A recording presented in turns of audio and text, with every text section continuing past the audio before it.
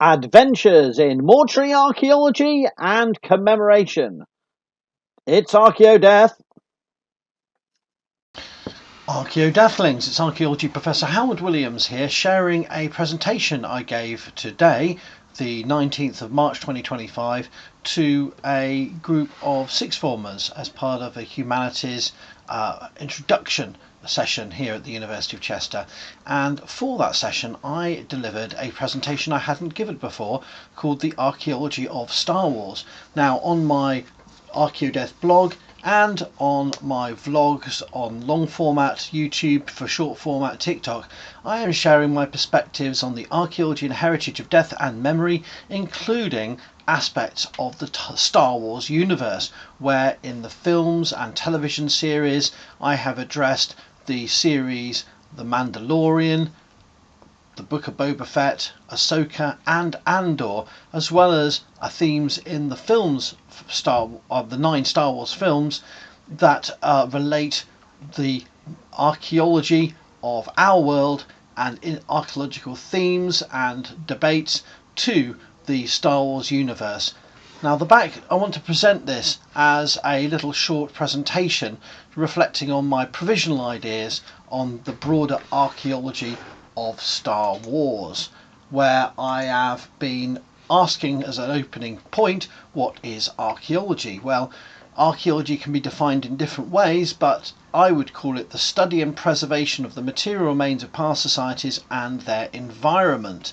in which our aims are to understand and explain past societies, to preserve the past and educate people today about those pasts, and to foster future study and understanding of the human journey from earliest prehistory to the present day. And through the theme of death and memory, I am interested in exploring not only how memory worked in past societies, but in our societies, mediated by material cultures, looking at heritage sites and museums, and also because I think that it's important to recognise, to do this work of understanding and explaining the past, preserving the past and educating people today, and then fostering future study and understanding. To do this through the theme of death and memory is to engage people with the archaeology of our contemporary society and how archaeology is perceived in that society. And one theme of this is media archaeology, in which mortuary traces and themes are pervasive. One example of which is the Egyptomania and the mummy motif within archaeological storytelling, inspired in horror and other genres involving books, comics, video games, films and television.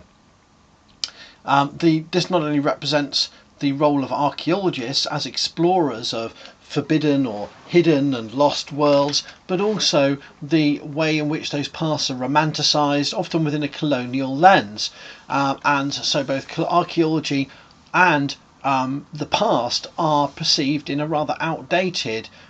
Western, Eurocentric, if you like, perception of the other, and Orientalism is an integral part, and that is about the way in which our pop culture engages with the past.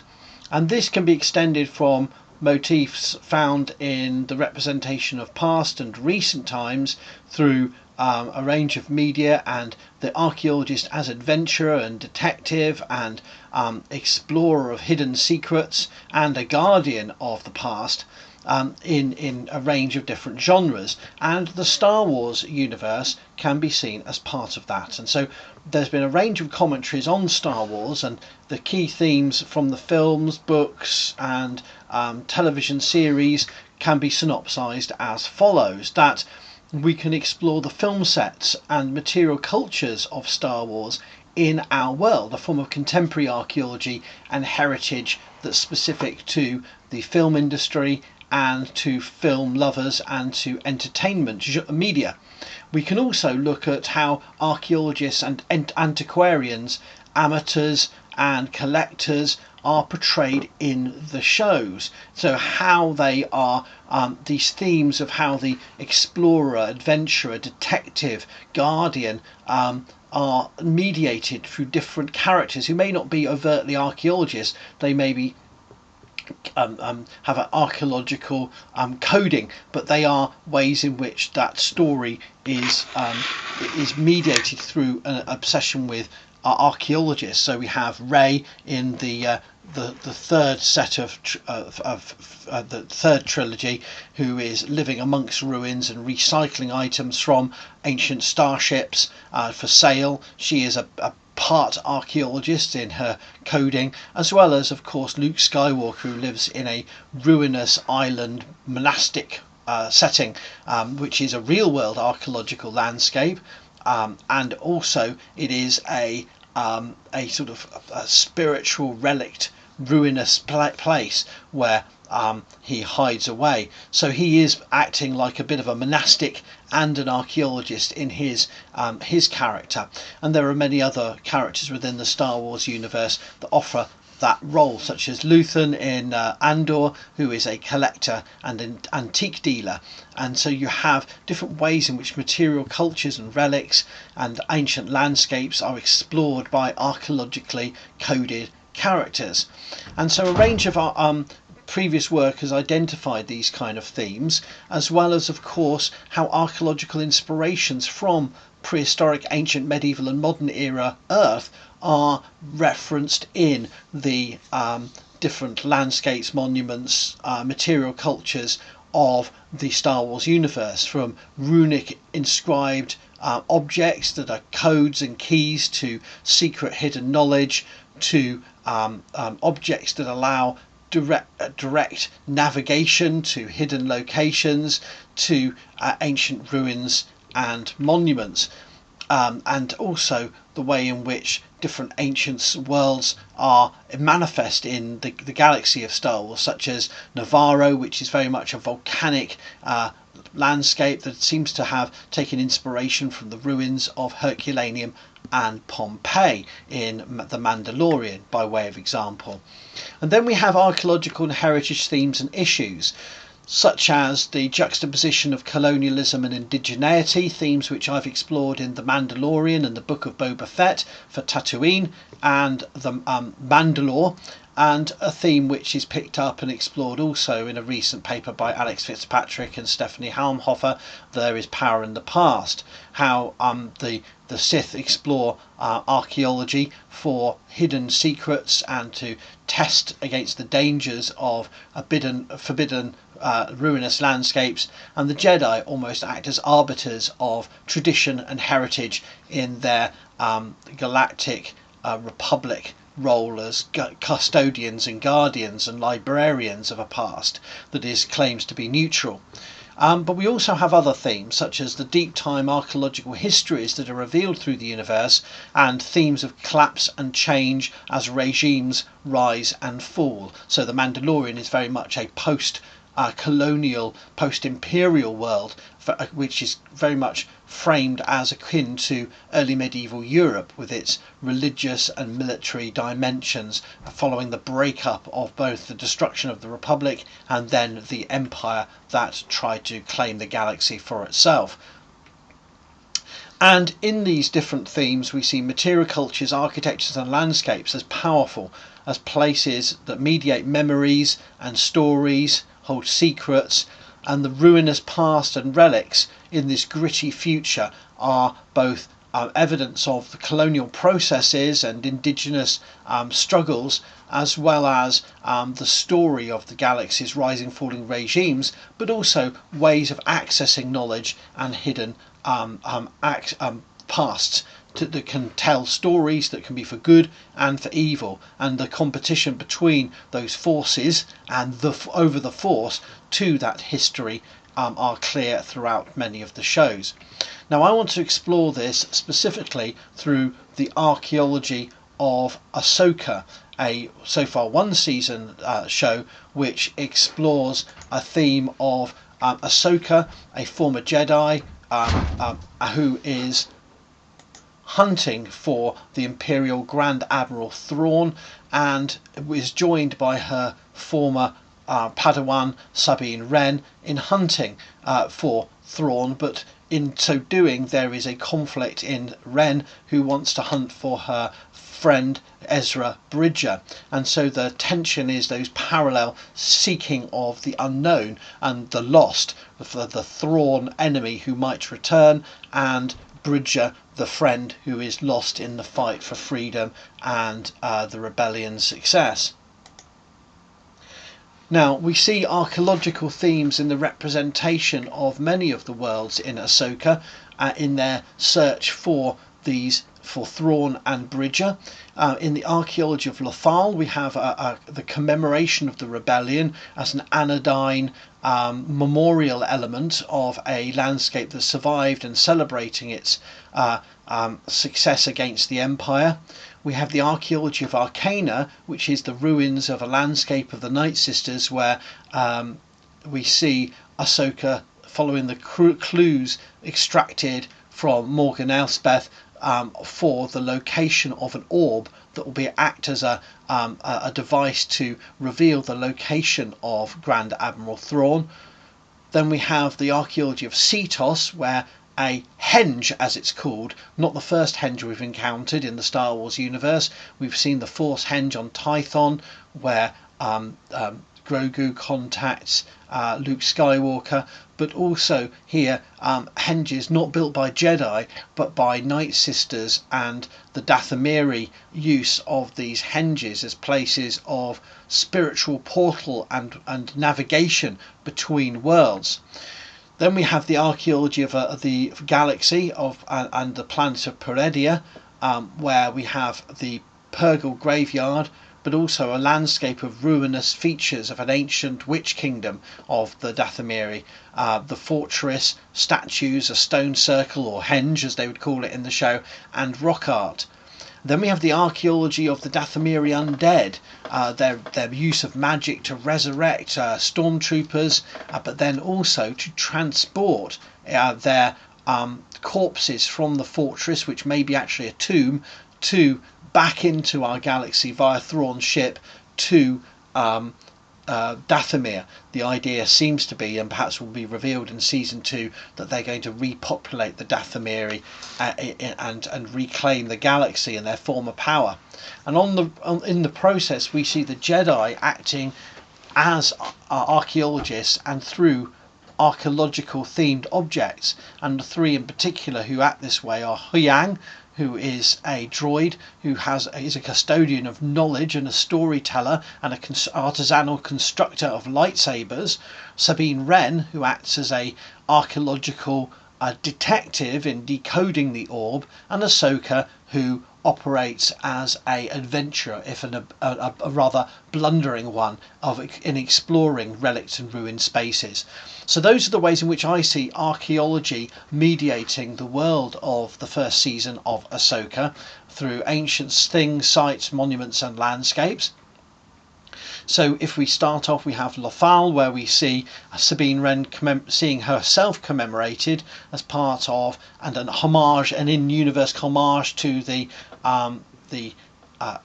series, the animated series, and also in which she comes to face with that public sort of anodyne commemorative schema of monuments that honour the dead in an idealised form. But for her, the main focus and concern is the location of Ezra Bridger and her loss of her friend. We have Ahsoka here exploring the ruins of Arcana, and here the ruins are very much evoking various ancient civilizations, but particularly the ruins of ancient Egypt, where but also combined with Viking period designs in the form of long thin runes that have a similarity to the very long runes on monuments such as the 9th century Ruruk stone, as well as sculpture representing the Night Sisters and their orbs,